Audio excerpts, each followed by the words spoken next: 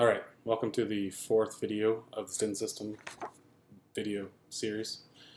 I want to do this video after I was just in Finland coaching the Classic Worlds there, and I was inspired to make this video because I saw a lot of things that I think rookies do or new lifters do, and I think I had the benefit of starting out with a good coach that helped to stop me from doing some of these things and it's like confidence issues. So I think I'd like to talk about some of those things. The one thing I really saw a lot of and heard a lot of was, man, I did this for a triple in the gym 2 weeks ago, and we're talking about openers or second attempts here. I think it's crazy. I think the heaviest I usually go in the gym would be an opener, maybe a little over an opener. So I'm doing North Americans next weekend, next Saturday, and I'm planning to open squat at 290, and I did 290 for a double in training a week, about 5 days ago. So, you know, that's my theory is 2 weeks out, you're doing openers, maybe 5 kilos more than an opener, somewhere between an opener and a second attempt, not even up to a second attempt, unless the day goes very poorly. But I think that's, I think it's really key. I've heard a lot of people say that they've done up to the third attempt in training, and you know, that's just not necessary. Going that heavy in training, basically, if you fail that attempt in training, what are you going to do at the meet? What are the odds that you're going to feel like you're going to be able to get that attempt at a meet? Pretty unlikely, I would think. I know I've done it myself where my last heavy training day was a certain weight, and I went for it and I missed it, and that ended up being my third attempt weight at the meet. And, you know, you don't go into it with any kind of confidence because you've missed that weight recently in training. So why would you go up to a third attempt, which should be about, in a meet, 100 and at least 100%, probably 101 or 102%, you know, really pushing for it. Why go up for that in training? Doing that in training is really going to tax your CNS, and it's going to make your recovery much more difficult. So I don't think the need to go that heavy in training is really there. Most experienced lifters, I don't think, do this, and I think it's something that new lifters without the kind of guidance on a good quality peak might do. So I think it's important to learn how to peak properly for meet. And like I said, you know, 2 weeks out from a meet, I will do my openers and no heavier. The week before, I will do about 85 to 90% of my openers for a couple reps. Generally, squat and deadlift will be with a belt, just because I want to, you know, keep that back as fresh as possible. Bench, you can go a little heavier a week out, but, you know, not necessary. If things are feeling rough, no need to push that weight. So basically 2 weeks out, openers. Week before, 85 to 90% of openers for a couple reps with a belt.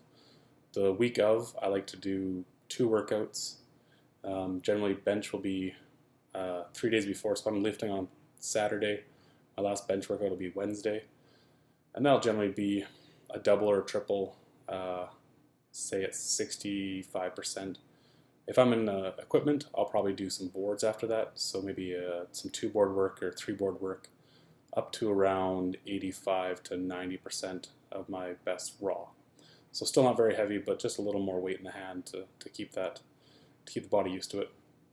And then the day before that, so a Tuesday on a normal Saturday meet, I'll do my last squat workout. And that squat workout will be doubles with a belt up to, I like to say 65 to 70% of my goal weight at the meet. So if my goal is, say, 300 kilo squat, then I might do 200 to 210 for a double with a belt. No need to go heavier than that, just moving and getting the blood flow through the muscles. So that's kind of the last week. So my peak is really 2 weeks long. Training before that is pretty standard.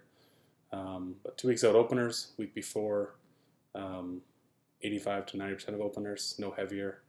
And the week of, just a squat and bench workout. No need to do anything crazy that week. You just want to get things moving right, keep things moving right, hopefully, and get the blood flowing. Especially if you've traveled for a meet, if you've been on a plane or anything like that. It's good to get that motion, get the hips moving properly. So that's kind of my peak. Another thing I want to talk about was like the mental game, I called it, or mental prep. And that comes back down to not doing your maxes in the gym, not doing your third attempts in the gym. Save it for the competition.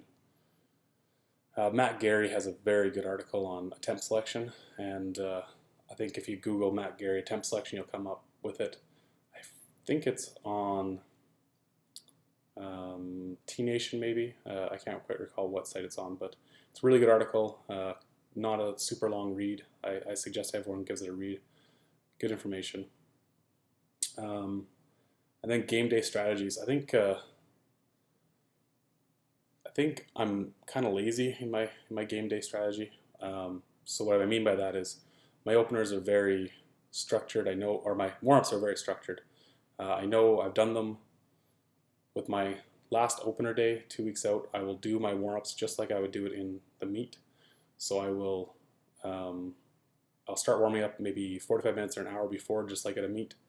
I will do all the same weights at a meet. So for squat, I do all my dynamic warm-up first.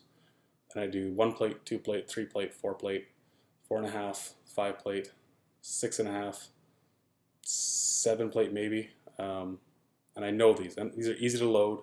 I'm doing 75, 125, 175, 225. Easy to load, they're reds. I see a lot of people come in and they have their warm-ups in pounds.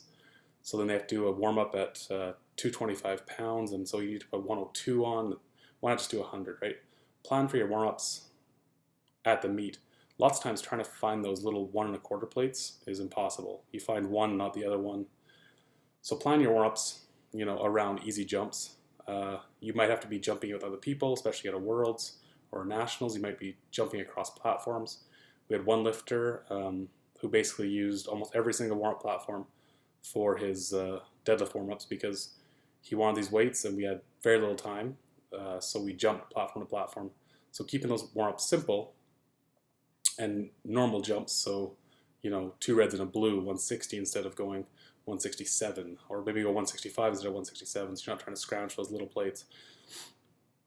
Think about things that make your day easier, right? How to do those warm-ups, and then, like I said, practice them in the gym. Those last opener days, do exactly the same. So if in warm-ups you want to put your belt on your third warm-up, do it in training. If you want to put your belt on for your last warm-up, don't think about that.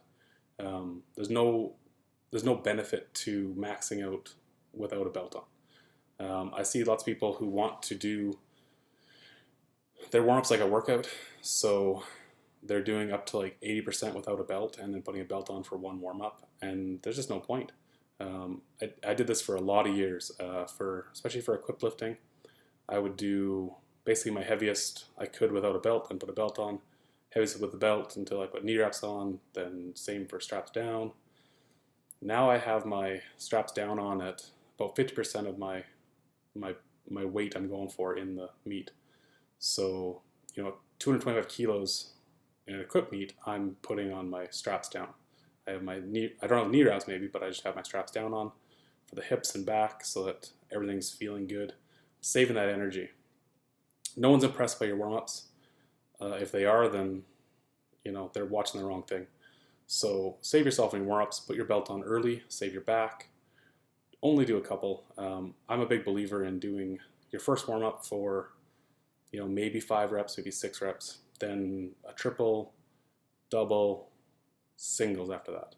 No need to do reps after you get to even 50%. Singles after that, you're just building up, getting your CNS used to the weight on your back or in your hands. Don't waste energy doing multiple reps. Get the blood flowing with the first ones, and then drop to singles as soon as possible. And do this in training. Get used to it in training so it doesn't feel weird on game day. I kept trying to convince people to drop their reps in warm-ups because, there's no way to waste that energy. And some people were okay with it, and some people weren't. Some people really want to stick with how they trained, which was, triples all the way up to 90%. And it's just not a good use of your energy. You have a long day ahead of you, and you want to save that energy for the platform. So I think that kind of covers most of what I want to talk about. It's just important to try and think about stuff and what's your real goal at a meet. Your goal is to put the best show on the platform.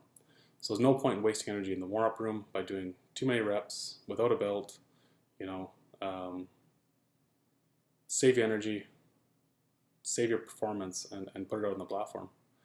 I think that's about it for today. I really did enjoy my time coaching in Finland at Classic Worlds. It was my first Classic Worlds, and I had a lot of fun, met a lot of new people. Some people have been at nationals, but I just didn't get a chance to meet. So lots of amazing young athletes coming up in Canada, and it was very fun to spend the week with them and get to coach them. So thanks for watching. If this was good, if it wasn't, let me know. I don't care. Have a good Canada Day. Thanks for watching.